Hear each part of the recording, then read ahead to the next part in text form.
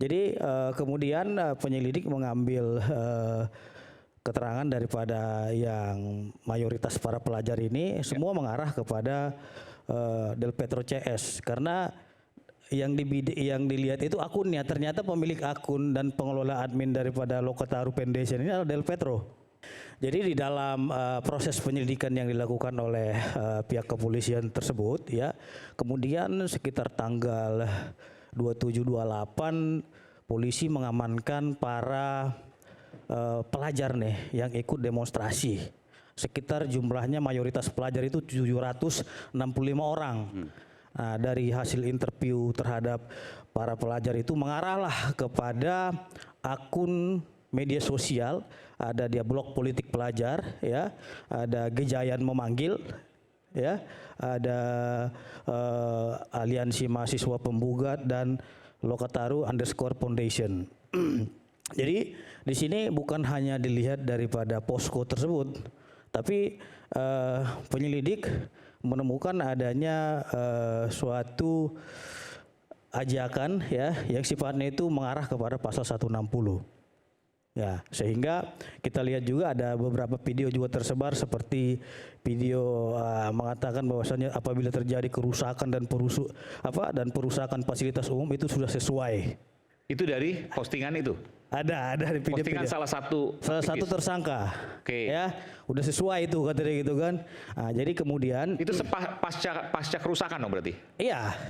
Oke. Sebelum kerusakan terjadi kan gitu. Oh, udah mengatakan seperti itu. Iya, udah tersebar dan lainnya. Jadi kemudian penyelidik mengambil keterangan daripada yang mayoritas para pelajar ini semua mengarah kepada Del Petro CS karena yang dilihat itu akunnya, ternyata pemilik akun dan pengelola admin daripada Lokataru Foundation ini adalah Del Petro. Itu yang ditemukan. Jadi Del Petro bukan musuhnya polisi, tapi Del Petro berhadapan dengan hukum hari ini gitu loh. Bukan polisi menargetkan oh ini harus ditangkap, ini harus ditahan, tidak seperti itu. Tapi menarik, sebelum kita melaju ke pertanyaan berikutnya, saya perkenalkan dulu. Selamat datang Kepala Badan Intelijen Strategis Pak Laksamana Muda Soleman Ponto, Laksamana Purnawirawan Soleman Ponto, Kepala BAIS 2011-2013 ya. Jangan dianggap sekarang masih menjabat, enggak, udah lama itu. Oke. Selamat datang Pak Soleman. Kita tahan dulu, saya ingin tanya dulu. Jadi sebelum ada kerusakan, sebelum ada prahara, salah satu postingannya adalah membuka posko. Yang kedua, kalau nanti ada kerusakan, ini isi postingannya. Kalau ada kerusakan maka sudah sesuai atau sudah cocok begitu, kurang lebih begitu. Ya. Oke. Ya, gini Mas Aiman. Kalau melihat konstruksi kasusnya, ini kan kita tahu ya dalam situasi waktu itu situasi kegelisahan perasaan batin yang sama kita waktu itu. Masyarakat sedang protes terkait dengan situasi bangsa, situasi kemudian kebijakan pemerintah maupun DPR yang kemudian melukai perasaan batin masyarakat. Nah, dalam kerangka itu ada memang sebaran-sebaran untuk aksi demonstrasi.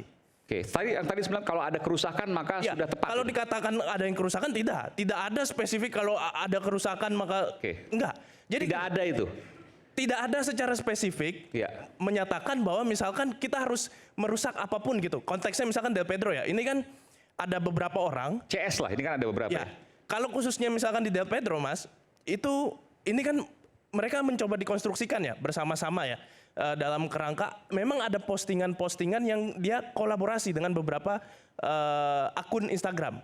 Nah, tapi yang kemudian harusnya kita kritisi adalah apakah kemudian postingan itu berkolerasi langsung kepada kericuhan yang terjadi di masyarakat? Kami memandang sepertinya tidak sesederhana itu memandangnya.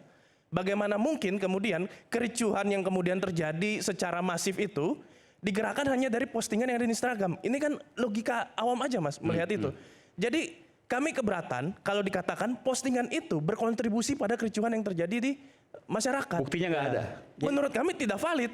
Jadi begini, termasuk, mohon maaf Bang, izin sebentar ya. Tadi kan Abang berbicara sekarang.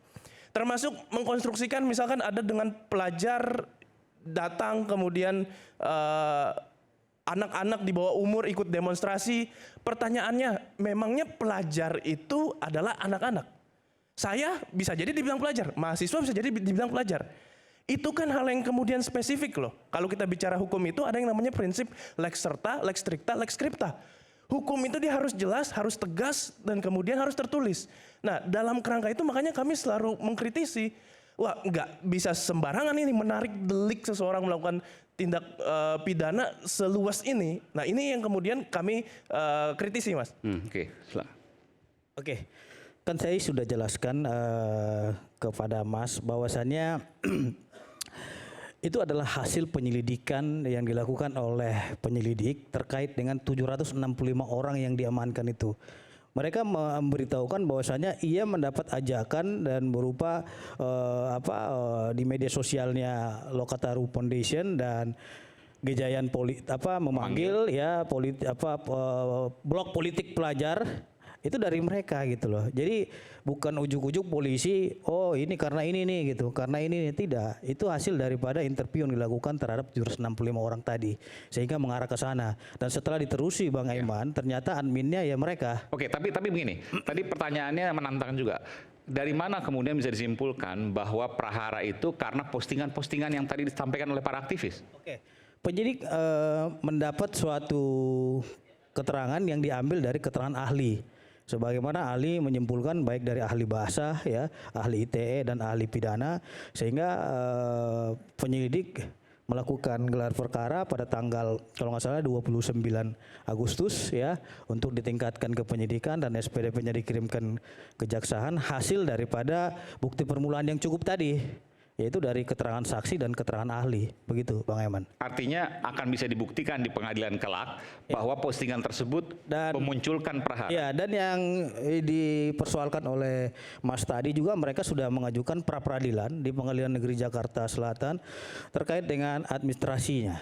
Ya, apakah memang terkait dengan penetapan tersangka tersebut sah atau tidak. Ternyata pra-peradilan yang diajukan oleh teman-teman Del Petro CS ini ditolak oleh Pengadilan Negeri Jakarta Selatan dan prosedural yang dilakukan oleh kepolisian telah sah dan sesuai dengan ketentuan hukum. Begitu. Ya, tapi kalau pra-peradilan kan 99% pasti gagal.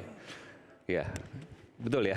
Ya. Jadi maksudnya meskipun itu mungkin kita hormati ya. Ya, ada sedikit yang perlu saya luruskan ya, Mas Aiman ya. Terkait dengan prosedur gelar perkara yang kemudian disampaikan. Kita memang melihat ada gelar perkara itu, Mas Aiman. Tapi faktanya ini yang kita kritisi. Terkesan tergesa-gesa. Kenapa seperti itu? Karena gelar perkara itu dilakukan dalam masa yang sangat relatif singkat antara pemeriksaan saksi-saksi dan kemudian. Tapi soal pra-peradilan tadi gimana? Kalau saya katakan ya bukan 99% itu istilah aja ya, tapi mayoritas pasti akan kalah si terdakwa. Ya, ini juga kritik. Tersangka. Begini, artinya sudah clear semuanya bahwa sudah diuji di pra-peradilan, tinggal kemudian melanjutkan proses hukumnya. Bagaimana Anda menanggapi itu? Betul. Kalau kita kembali lagi ke konsep hukum ya, pra-peradilan itu kan dia belum kepada pokok perkara.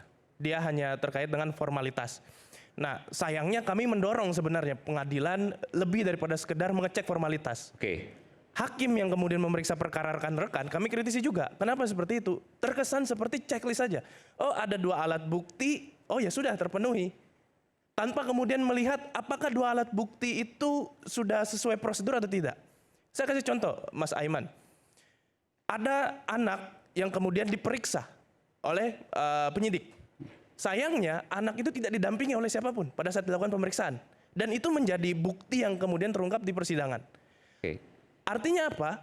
Itu sebenarnya secara prosedur kalau kita merujuk ke hukum yang berlaku itu anak itu harus didampingkan. Didampingi saksi ya anak itu ya? Betul. Dalam setiap tingkatan. Penyidikan, penuntutan maupun persidangan itu wajib ada pendamping. Jika tidak ada pendamping berarti itu melanggar ketentuan prosedur. Itu satu. Itu clear ya.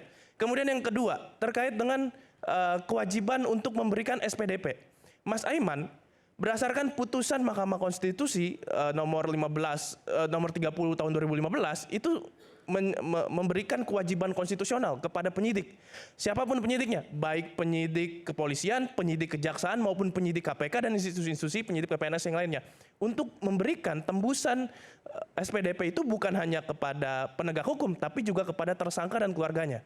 Jadi itu sudah menjadi hak konstitusional warga negara ketika diproses hukum, statusnya ketika dinaikkan ke dalam penyidikan itu dia wajib mendapatkan surat perintah dimulai penyidikan itu. Nah, dalam perkara ini itu clear tidak ada, Mas Aiman. Anda meragukan ketika nanti dilakukan proses peradilan maka juga akan ditemui indikasi ketidakadilan? Bukan indikasi ketidakadilan, ini udah melanggar konsep negara hukum. Ini udah Melanggar konsep prinsip negara hukum. Due Oke. process of law. Oke, baik. Ini udah melanggar prinsip due process of law.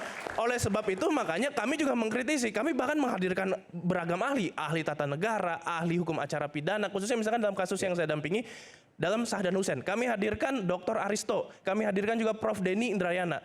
Kita dalam satu forum itu sudah terungkap dalam fakta persidangan, itu sudah menjadi kewajiban konstitusional loh untuk dilakukan. Tapi sayangnya hakim pra peradilan dia hanya kemudian jadi petugas checklist aja. Oh, 2 alat bukti terpenuhi, udah selesai. Nah, ini kemudian kan kita kritisi, putusan pengadilan itu bukan kitab suci, kita juga bisa kritisi walaupun kita hormati putusan itu. Oke, Seperti itu, Mas Aiman. di sini ada mantan hakim agung dan kita akan tanyakan kepada beliau selepas jeda berikut ini.